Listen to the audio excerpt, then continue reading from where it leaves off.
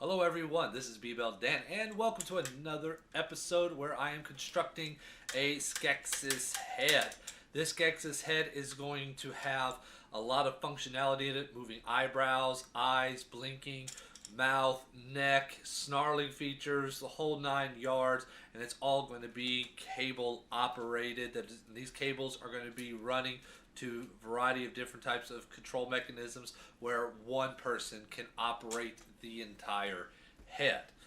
Picking up from the last episode, if y'all remember, I did say that even though that I was able to get quite a few of these features working, they're not 100% perfect. There are still a lot of issues that I need to address, so I'm going to address that. But on top of those issues that I addressed in the last episode, a couple of new issues have also reared its ugly head.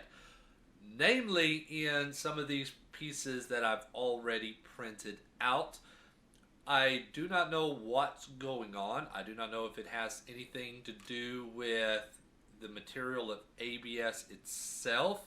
I don't know whether if it's maybe because these are some early prints that I did and I might have had some settings settings off or what have you, but however, they are starting to actually break apart. They're cracking, they're splitting along the layer lines. For some reason, I did not get good adhesion. It seemed good at first, but over time, it's starting to grade. I'm not seeing that with the PLA, but with the ABS, which is kind of confusing because I always thought that ABS was supposed to be a stronger material. At least that's what I always understood. Correct me if I'm wrong.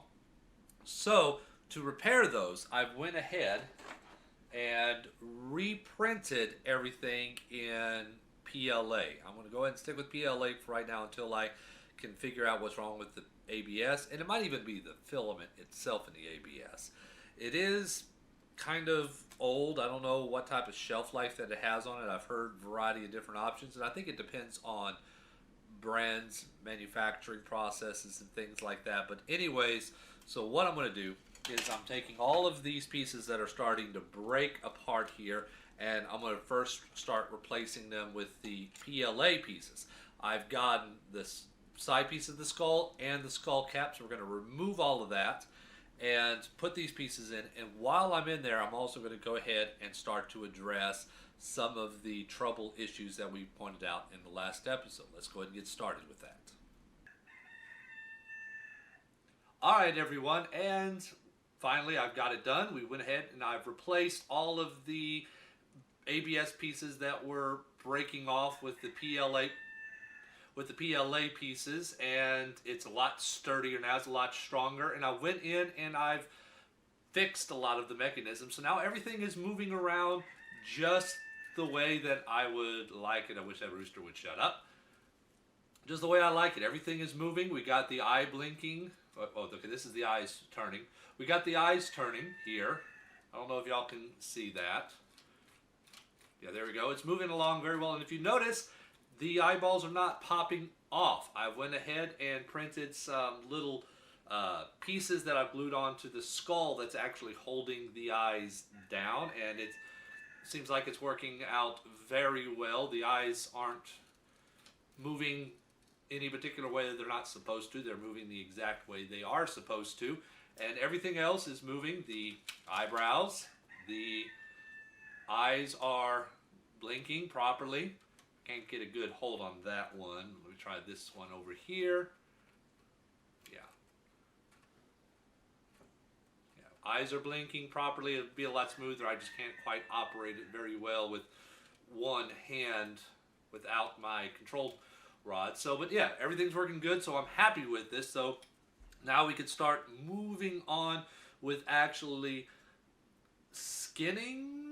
Well, it's not really skinning because it's not going to be the actual skin, but actually putting in some of the covering the voids, so to say, to where when we start actually skinning it, the skin doesn't, fit loosely on anything and flap around or what have you. Plus also a couple of additional things. I still need to go ahead and run one more cable in this upper skull to a spring that I'm going to be having ran across here that's going to be allowing a lip curl or snarl. So the lip goes like Elvis, yeah. So we're going to be working on that, and then I'm going to start skinning like the beak, covering like this little whole area here, the back portion and stuff like that. So when we start to skin it, the skin doesn't potentially follow through, and also give us more places to lay layers of foam on wherever we need it. And I'm going to be doing that by using a water bottle. Thirsty. The water bottle is, I've used it before on my Jeff puppet. He actually, water bottles and Coke bottles and stuff is primarily what his skull was made out of, and it for the most part worked by itself. But this is going to have kind of a skeleton over it, so I think it's going to work even better. So I'll cut this up, and then I can start gluing those pieces on. So let's go ahead and start working on that, and I'll be right back. Alright everyone, and as you can see right here, I got this side, at least the front part of the beak, all covered in some plastic skinning that is going to allow me to put foam and eventually the skin over the top. However, on this side, I have left it open, and you notice in the back portion, I have left it completely open as well, because I end up having a catastrophic failure. You can probably see it right there. But that connection point ended up breaking off, so this eyelid over here was not able to be controlled anymore, so I had to go back and repair it. So that got me thinking is that before I actually close this up, I may want to go ahead and do thorough testing of the entire mechanisms and of all the parts and stuff to, how should I say, anything that's going to break, allow it to break so I can replace it or fix it. And if there's anything else that I need to adjust or fix, I can do it now, because once this is all closed in, it's going to be tremendously difficult to try to repair anything. You can also probably see that I've added an additional control point right here, which is a little spring that's going from here to here, tied to a cable, and that cable is tied to here. And what that is a snaring action. Can't quite pull it up the way as far as it's supposed to go. Let's see if I can do it. I need somebody to kind of help me hold this. But if you pull on this rope, well, you can probably see a little bit of the action there. You know, as I pull on that rope, that pulls this spring up, and I should be able to pull it up all the way up to there. Now, the outside skin is going to be connected to that, so as this pulls up, it's going to allow it to sneer. But I don't have anything on this side here, because this side here in my design this is going to be kind of a metallic prosthesis, so to say, so it doesn't have any snaring effect. Once again, pretend that like this particular Skeksis has battle damage. He lost part of his beak, so they, you know, put on a metal piece there to kind of replace it. Almost like how there's one of the Skeksis that actually has a metal or a mechanical eye. Same thing. So in the next episode, hopefully, we should actually see me start putting on some foam to actually get the shape, and maybe even some skin, so we'll start seeing what this looks like. You may also notice that I also had another failure where part of his upper jaw broke off right there. But that's okay. This actually works out to my advantage, because I have decided that I'm going to go ahead and redo the jaw mechanism entirely.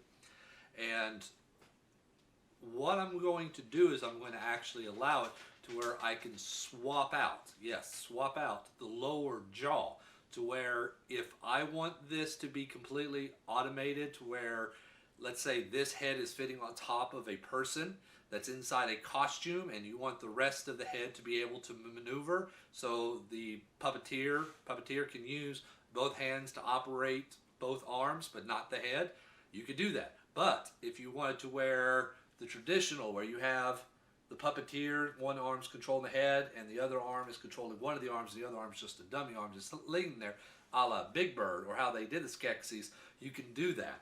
You can take out the controlled mechanism or controllable mouth and put in another one that you can put your hand in and operate the whole Skeksis head and or neck and mouth movements using the hand, and all of these control rods will go down to a control mechanism, whichever one would be the best to operate, and be able to operate the eyes, the eyebrows, the snarl, and the eyes moving side to side.